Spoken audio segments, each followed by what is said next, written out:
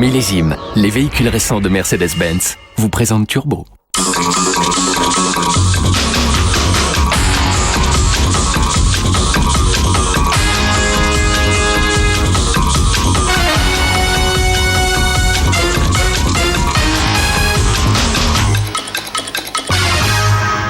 Bonjour et bienvenue à tous ce week-end en Espagne pour nous sortir la tête d'un quotidien pas franchement désopilant en ce moment. Je vous offre en effet aujourd'hui le soleil et le ciel bleu d'Andalousie, plus les merveilles de la ville de Grenade. Et puis au programme, deux nouveautés, une exclusivité dans Turbo aujourd'hui, la Nissan GT-R et en fin d'émission cette nouvelle Jaguar XF. Plus les voitures à bas coût et la visite du salon Rétromobile. Et sans plus attendre, on démarre maintenant l'émission avec le pay-per-view. Non, je vous rassure, Turbo, c'est toujours gratuit sur M6. Le pay-per-view, vous le savez, c'est la télévision à la carte. Une formule qui permet en payant de sélectionner les programmes que l'on veut voir sur sa télé. Et bien justement, voici une nouvelle adaptation à l'assurance auto. Je paye quand je roule. Démonstration avec Karine Gioch. Le Pay As You Drive, ou littéralement « Paie comme tu conduis », séduit depuis 2 ans de plus en plus de pays, dont la Grande-Bretagne et l'Italie, où la formule attire chaque jour plus d'1 millier d'adhérents. Une formule simple, comme nous l'explique l'un des assureurs pionniers en la matière. Ça marche autour d'un boîtier GPS qui est fixé dans la voiture et qui remonte 3 informations. Un qui est l'heure de prise du véhicule, deuxièmement le type de route empruntée et puis troisièmement la distance parcourue. Et donc, à partir de ça, on émet une facture, un peu comme une facture de téléphonie mobile, dans laquelle on vous dit, voilà, vous avez conduit telle distance à telle heure, et donc avec un coût au kilomètre qui varie en fonction du type de route et de l'heure à laquelle vous prenez le véhicule. Nous, sur notre expérience, ça a conduit à une baisse de 30% de la prime moyenne et de plus de 20% des accidents. Moins 30% sur le montant des primes, 20% d'accidents de la route en moins. La formule prend des allures de solution miracle. La France aurait pu, depuis 2005, faire partie de cette vague Pay As You Drive, mais la CNIL s'y est opposée. Nous avons refusé pour 2 raisons. La première, c'est que l'assureur constituait un fichier d'infraction puisqu'il avait les vitesses maximales et donc les assureurs ne sont pas habilités à tenir un tel fichier d'infraction. Première raison. La deuxième raison était fondamentalement le fait que tracer les allées et venues de tous les assurés était manifestement disproportionné avec la finalité d'un dispositif qui conduisait à diminuer la prime d'assurance. Mais les assureurs n'avaient pas dit leur dernier mot. Depuis le printemps dernier donc, une expérimentation inédite est en cours sur des flottes d'entreprises uniquement. Aujourd'hui en France, la première cause d'accident du travail, ce sont les accidents de la route.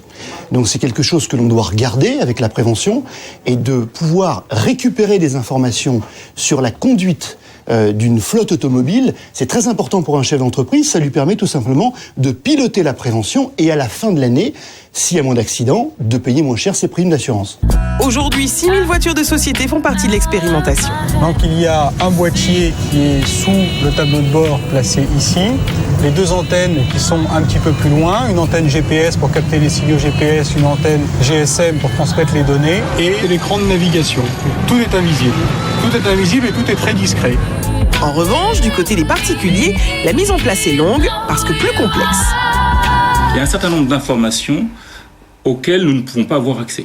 La vitesse instantanée, par exemple, ou la géolocalisation tout le temps. Un certain nombre d'autres informations, notamment des informations agrégées, sont éventuellement disponibles ou avec un tiers de confiance. Donc tout ça est à discuter au cas par cas avec la CNIL, pour protéger évidemment la vie privée de nos assurés. En définitive, nous travaillons à positionner le curseur des informations qui peuvent être utilisées par l'assureur, non pas à un niveau de détail extrêmement précis, mais j'ai roulé pendant le mois environ à 70% sur des routes nationales, à 30% sur des autoroutes. Tous les assureurs planchent donc sur cette formule et se tiennent prêts. Le Pay As You Drive pour les particuliers, c'est possible parce que ça renforce la prévention.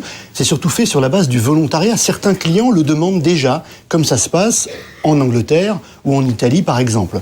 Évidemment, il faut trouver le bon modèle économique parce que le boîtier, ça coûte un peu d'argent. Mais à la fin du jour, je crois que si on peut renforcer la prévention et aussi faire baisser les primes, ce sera une bonne chose. En Grande-Bretagne, le boîtier est vendu un peu moins d'une centaine d'euros et les résultats sont incontestables. En France, ce n'est plus qu'une question de mois. Le Pay As You Drive ne semble présenter que des avantages tant que l'on accepte d'être presque suivi à la trace. C'est vraiment par définition la voiture fantasme. C'est la toute nouvelle Nissan GT-R. Il n'y en a qu'une pour le moment qui roule en France.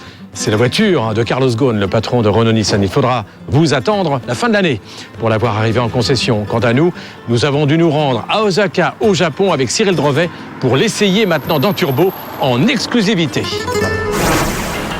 Après les demi-succès des Honda NSX et Toyota Supra dans les années 80, on croyait l'affaire entendue. Les Japonais seraient incapables d'aller chercher les Italiens et les Allemands sur le terrain des supercars. Mais voilà qu'une voiture vient faire voler ses certitudes en éclats, la Nissan GT-R. Il faut dire qu'en tant que descendante de la longue et prodigue lignée des Skyline GT-R, des versions ultra sportives de l'un des modèles emblématiques de la marque, la GT-R revendique un code génétique déjà chargé d'histoire. Mythique au Japon, particulièrement depuis la dernière version, la délirante Skyline GT-R Z-Tune, les Skyline GT-R n'ont jamais été importées en France, mais elles ont été rendues célèbres, ici grâce à des jeux comme Gran Turismo. Autant dire donc que de nombreux passionnés attendaient avec impatience cette nouvelle génération qui perd sa filiation avec les Skyline et devient un modèle à part, appelez-la désormais la GT-R. Un modèle d'exception, porte-drapeau de la marque franco-japonaise et qui sera cette fois vendu dans le monde entier, y compris en France. C'est aussi le bébé fétiche du président de Renault Nissan, Carlos Ghosn, qui ne tarit pas d'éloges à son sujet. Il lui voue même une véritable passion. On revient à la voiture passion, la voiture performance, la voiture qui fait rêver, la voiture qui est un bijou technologique. Cette voiture a fait le tour de Nürburgring en 7 minutes 38 secondes. Elle bat beaucoup de concurrents. À 7 minutes 38 secondes, il n'y a pas beaucoup de voitures qui sont au-dessus. Elle représente une classe à elle toute seule. Alors qu'elle n'est disponible que depuis quelques semaines au Japon, c'est l'un des premiers clients japonais qui nous a prêté sa voiture pour vous offrir cet essai en exclusivité. Et c'est vrai qu'une fois face à elle, elle vous impressionne. Son design est unique, elle se démarque totalement des autres voitures avec un look résolument moderne. Elle ne ressemble à aucune autre et cela fait du bien dans un monde de plus en plus uniforme. En revanche, seuls les feux arrière font référence au Skyline GT-R d'avant. Pour le reste, tout est inédit. Alors voici quelques chiffres pour bien comprendre pourquoi cette GT-R est un ovni qui va bousculer bien des conventions. La GT-R affiche 480 chevaux avec son V6 à double turbo. Elle accélère de 0 à 100 km/h en 3 secondes 6, soit 3 dixièmes de moins qu'une Porsche 911 Turbo. Elle bat également sa version sportive, la GT2, ou une Lamborghini Gallardo Superleggera, et même une Ferrari F599 Fiorano avec son V12 de 620 chevaux. Ajoutez une vitesse de pointe à plus de 300 km/h et l'on se dit qu'elle n'est pas là pour faire de la figuration.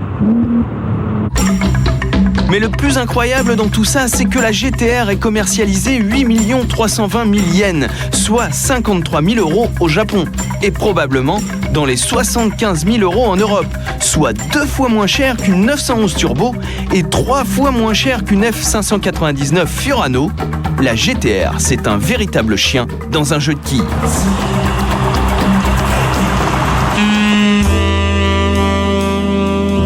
Et pour ceux qui craindraient qu'à ce prix-là, elle fasse l'impasse sur la qualité, un petit tour dans l'habitacle suffit à les rassurer. Rien à voir avec les autres modèles de Nissan. Ici, tout est plastique moussé de qualité, du cuir omniprésent, un peu d'aluminium et une ambiance très sport, mais pas minimaliste. On y est très confort, même si les 2 places à l'arrière sont à réserver à des petits gabarits. Point clé de cet habitacle, l'écran de contrôle qui, outre le GPS, affiche des dizaines de pages de données télémétriques sur la voiture. On se croirait dans une F1. Sur la route aussi, on se croirait dans une F1, car dès que l'on démarre, votre corps valide instantanément les performances annoncées. Les accélérations sont démoniaques et le freinage est à la hauteur. Mais surtout, c'est la tenue de route qui vous sidère. Des boutons permettent de choisir, si vous voulez, un comportement plus confort ou carrément ultra sport. Mais dans tous les cas, la voiture est collée à la route, quelle que soit la vitesse. Et comme elle dispose de 4 roues motrices, elle est efficace, quelles que soient les conditions. Enfin, dernier élément qui rend la conduite de cette voiture passionnante, la boîte séquentielle à double embrayage, comme la célèbre DSG de Volkswagen, est une merveille de rapidité et d'efficacité. Bref, la Nissan GT-R, c'est l'arme ultime. Alors, vivement la fin de l'année pour la voir sur nos routes. Et tandis que Grenade s'éveille sous un ciel bleu et limpide qui donne vraiment envie de s'installer ici en Andalousie, on enchaîne maintenant dans Turbo avec l'actualité automobile de la semaine.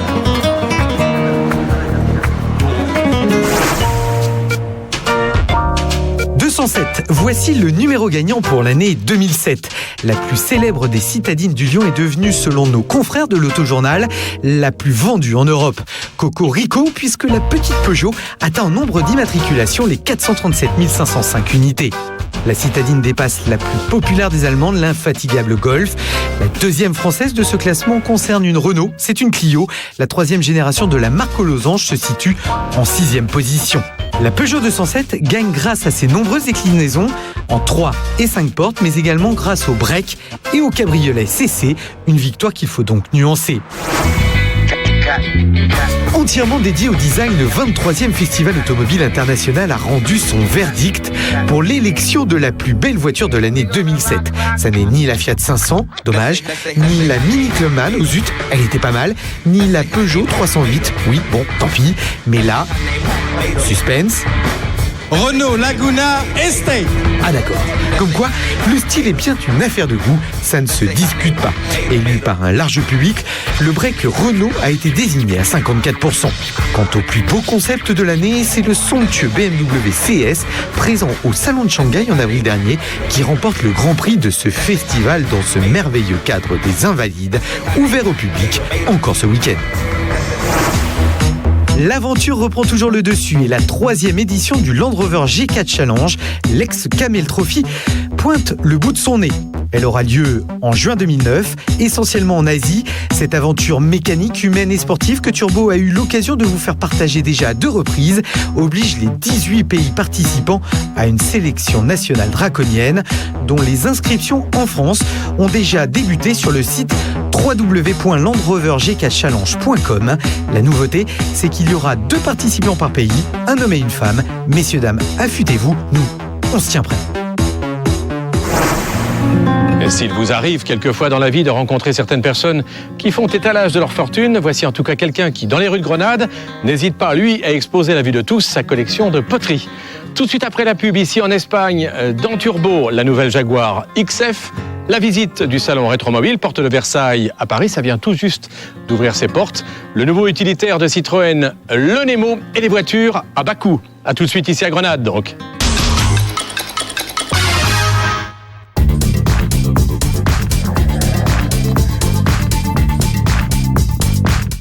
La climatisation, le radio CD MP3, les jantes alliage, l'ordinateur de bord.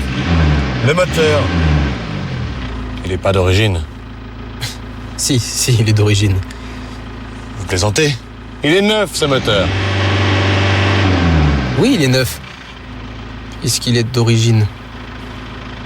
Une Golf TDI suréquipée pour 18 600 €. Neuve. Soit 3 500 € d'avantages clients, dont 700 € d'éco-bonus gouvernemental. Il existe un code. Le code Armani. Le parfum pour homme, Giorgio Armani. Les très courtes histoires de Direct Assurance. Oh, la tuile! Avec Direct Assurance, un coup de fil suffit. Véhicule de pré-livré où vous voulez et votre voiture ramenée, réparée et lavée. Et en plus des services Direct Assurance, bénéficiez de 30% d'économie sur votre assurance actuelle au 3220 ou sur directassurance.fr. Direct Assurance? Vous êtes intérimaire? Aujourd'hui, pour bénéficier de conseils vous facilitant l'accès au crédit, c'est simple, c'est rapide, c'est fast. Fast 0800 28 08 28. Duplo de Ferrero. Une barre fondante, croustillante, intense, Duplo, croquante. La barre Duplo, le plaisir par Ferrero.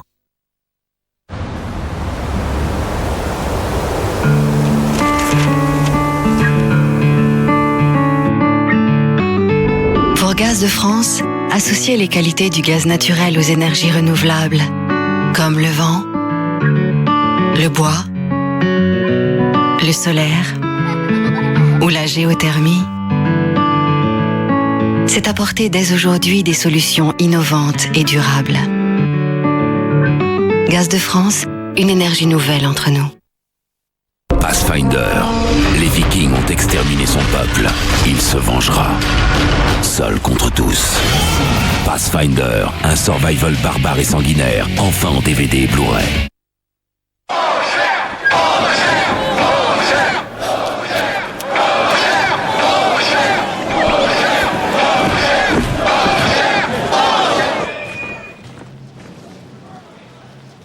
Chez Général d'Optique, monture et verre à votre vue sont à 39 €.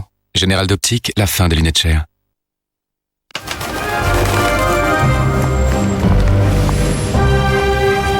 La retraite est une seconde vie.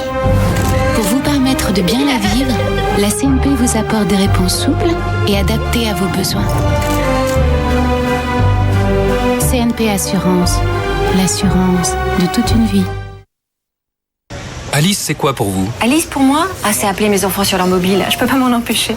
En plus, c'est pas cher. Alors. Mon Alice à moi, la DSL de plus. Et le Wi-Fi, c'est la liberté. La liberté! Alice Box est contrat Alice pour vous à partir de 29,95 € par mois. Et en ce moment, 2 mois gratuits. Appelez vite le 1033. Il faut bien plus qu'un fort pourcentage de cacao pour créer Excellence de Lindt. Il faut les meilleures fèves. Le secret d'une recette unique, des heures et des heures de couchage et l'expérience des maîtres chocolatiers Lindt. Découvrez la symphonie de plus de 400 arômes dans son infinie finesse. Excellence de Lindt. Découvrez la différence.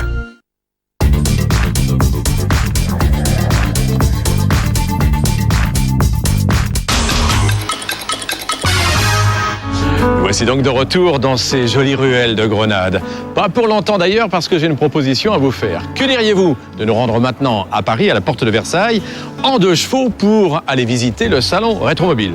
Si je vous fais cette proposition, c'est que j'ai une idée derrière la tête. En 1948, en lançant la Deutz, Citroën voulait un concept de voiture simple, rustique, innovante, pratique. Et puis aussi, une espèce de parapluie sur 4 roues. Or, justement, c'est l'appellation que reprend aujourd'hui une société pour proposer aux touristes de visiter la capitale française sous un pébroc. Nous, on en profite pour aller maintenant avec Safet Rastoder à Rétromobile. Il y a 60 ans, Citroën présentait au Salon de Paris sa 2 chevaux. Et sans le savoir, la marque au chevron donnait naissance à un véritable mythe. Et au même titre que la baguette de pain et le camembert, la Deutz est devenue l'un des symboles de la France. Et de génération en génération, la célèbre deux pattes continue de faire tourner la tête à la terre entière. Alors aujourd'hui, Paris se visite à pied, à vélo, en bus, à cheval parfois. Ici, 3 chevaux et en 2 chevaux vertes. Une petite société française a eu l'idée géniale il y a 4 ans de proposer aux touristes de visiter Paris en Deutz. Une idée simple et originale, encore fallait-il y penser. Moi, mon idée, c'était de faire de la 2 chevaux à Paris, la gondole de Venise en fait. La 2 chevaux, c'est une voiture qui éveille les sens, elle est décapotable, donc on a une très bonne vue sur tous les monuments. Vous avez bien sûr le bruit du moteur, les odeurs, enfin voilà, c'est pour découvrir Paris, elle est vraiment fantastique et puis elle fait bien sûr partie de notre patrimoine culturel. La petite entreprise compte une flotte de 20 véhicules et notre 2 chevaux verte nationale est extrêmement demandée. On vient de loin pour visiter Paris à son bord. Rebecca et Laura arrivent de Sydney en Australie pour vivre le grand frisson. Je vais vous ouvrir l'autre côté. Oui, un grand frisson à ciel ouvert pour 3 heures de balade dans la capitale. Et voilà.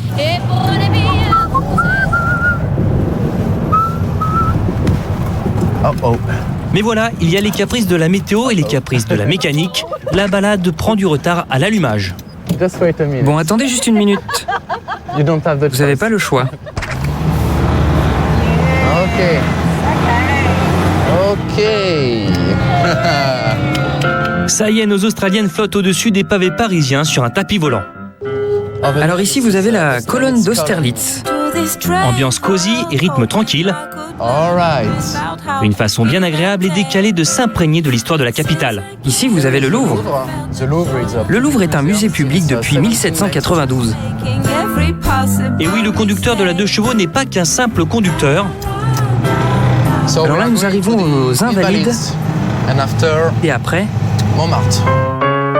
C'est aussi un guide touristique qui partage son savoir et à la fin du périple, la petite escapade de nos Australiennes devient assurément un moment inoubliable. C'est vraiment sympa. Les gens nous regardent passer dans une Citroën vert flashy. Il n'y en a pas beaucoup sur les routes. Le chauffeur est lui aussi très sympa. On cherchait un moyen original de visiter Paris et on a découvert sur Internet. C'est vraiment différent. En particulier aujourd'hui avec la météo, c'est vraiment unique. Vous l'aurez compris, Paris en 2 chevaux, c'est de la détente et beaucoup de rire.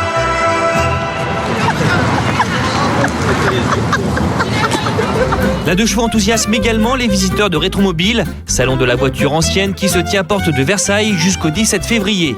La Citroën produite à plus de 5 millions d'exemplaires y fête ses 60 ans et malgré son âge, elle ne semble pas encore tout à fait prête à prendre sa retraite.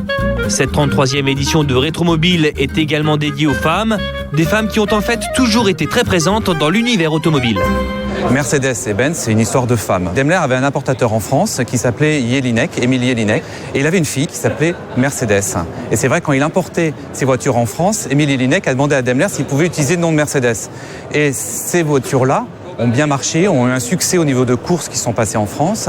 Et du coup, on a voulu ensuite appliquer ce nom de Mercedes à l'ensemble des voitures Daimler qui ont été commercialisées. Donc là, c'est l'autre nom, on va dire, de Mercedes-Benz. Il y a Mercedes d'un côté et là, maintenant, on est dans la partie Benz. Et donc, avec cette voiture qui a été fabriquée en 1886, c'est la première voiture au monde en qu'un tricycle qui s'appelle le tricycle Benz.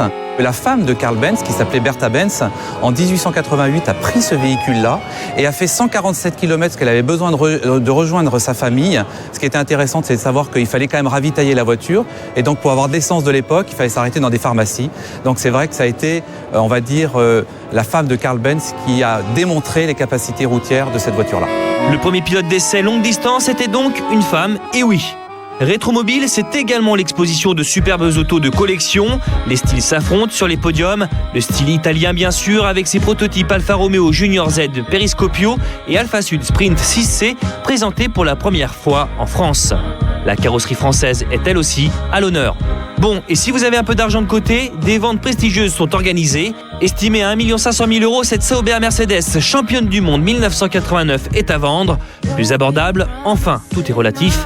Cette merveilleuse 500K cabriolet de 1936, appartenant au célèbre peintre Georges Mathieu, qui, elle, est estimée à 1 million d'euros. En journaliste essayeur accompli, Cyril Drevet est aussi passé sans sourciller de la voiture de rêve à celle de tous les jours. Puisqu'après la Nissan GT-R et avant l'essai de cette nouvelle Jaguar XF, il vous propose maintenant de découvrir à ses côtés le Nemo, le tout petit dernier utilitaire de la gamme Citroën, dans laquelle on trouve déjà le Jumpy, le Jumper et le Berlingot. Il s'appelle Nemo, mais n'a rien à voir avec un certain petit poisson clown d'un célèbre dessin animé en 3D. Non, le Nemo est le tout nouvel utilitaire de Citroën. Un utilitaire à l'essai dans turbo, quelle drôle d'idée, vous demanderez-vous certainement. À cela, 2 raisons. Tout d'abord, le Nemo est un nouveau concept qui découlera prochainement sur une version Ludospace.